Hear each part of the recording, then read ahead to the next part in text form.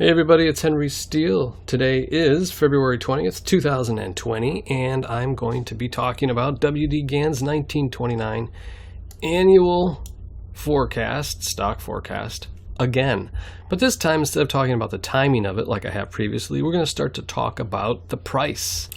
So we have here 50 points. They're highs or lows. There's 25 highs, there's 25 lows in this forecast, and we went through it in the previous video, that even with plus or minus 1 day, because plus or minus 2 days is generally acceptable by practitioners of this method, and of course they want to get it as tight as possible. But with just plus or minus 1 day, we found that it worked out fairly well in 1929. But here's the thing. I think there were, I believe it was 2 errors in 1929. But I did something over the past couple of days when I had some spare time. I did something I don't think probably anyone's really done before, and that's unfortunate because it starts to chip away at the mysticism of a forecast like this. And that is, I applied this forecast to different years. So we've applied it to 1929. But if I show you the price action here of 1930, check this out.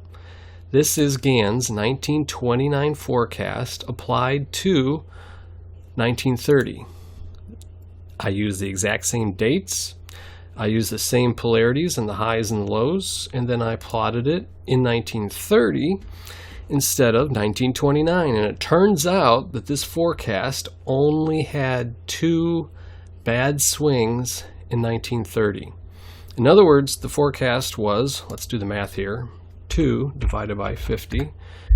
It was 96% accurate. So it was just as accurate in 1930 as it was in 1929. And of course, I used plus or minus 1 day in 1930 also. The forecast worked out again, which is absolutely incredible. If we move to 1931, I applied the forecast to 1931 again, and it was not as good, but we had 1, 2, 3, 4, 5, 6, and then 7 here.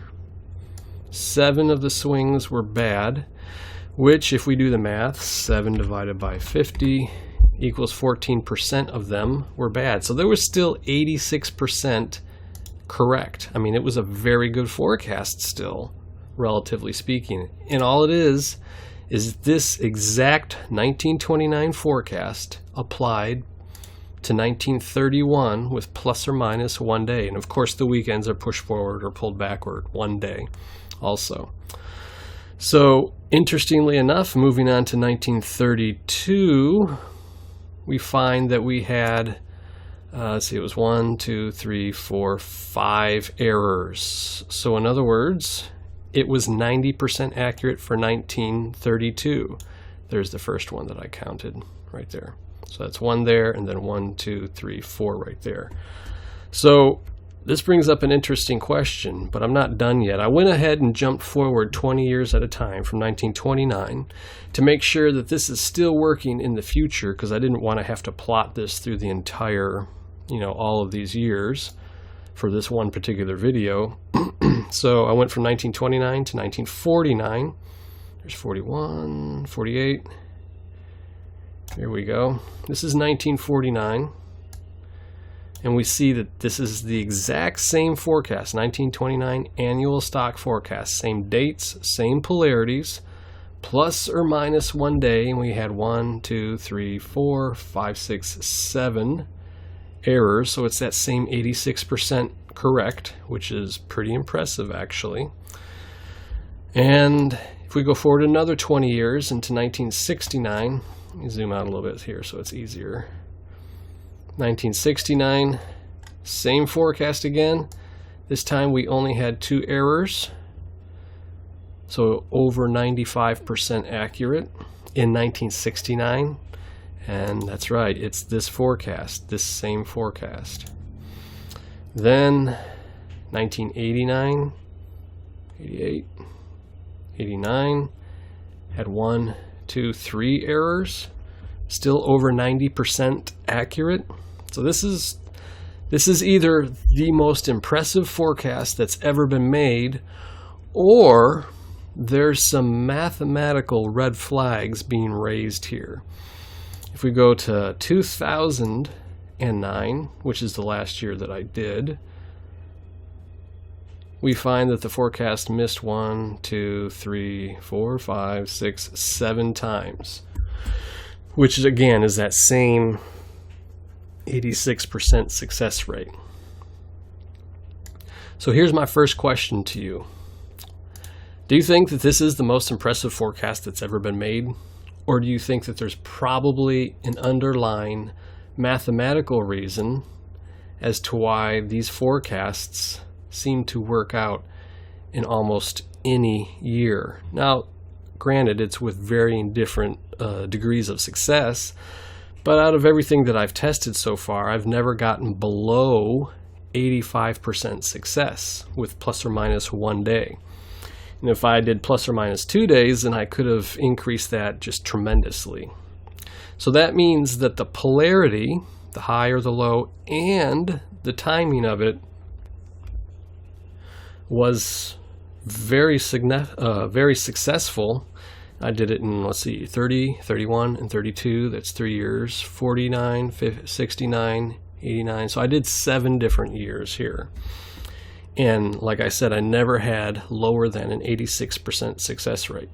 So if you get the notion, you can actually go ahead and test this forecast on any year of the Dow Jones Industrial Average that you see fit and try and figure out what's going on here. These types of forecasts do not accurately represent the behavior of the market. So really quickly here, we have 2 axes on a price chart, the x-axis, which is time, and the y-axis, which is price. And in this type of forecast, all we have is a high or a low. That's it. So there's 2 things. If you multiply 1 times 2, you get 2, which means there's only 2 possibilities. You can only move down to a low or up to a high in this. But in the real world, you have more possibilities.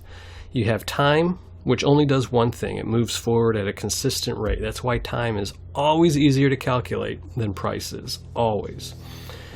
Even though the majority of people don't really realize that, they think of time as being this mystical thing. It's really easy to calculate time, relatively speaking. Price, on the other hand, can do 3 things. It can increase, it can decrease, or it can stay the same. You can think of it as positive, negative, or neutral. But because it can do 3 things, you have to multiply the 1 thing time can do by the 3 things that price can do to get 1 times 3 equals 3. And when you have 3 possibilities, you have 1 times 2 times 3, means that you can have 6 different outcomes from the behavior of an actual price chart, a real price chart, versus only 2 outcomes from this right here. So this is hwsteele, and I will talk to you in the next video.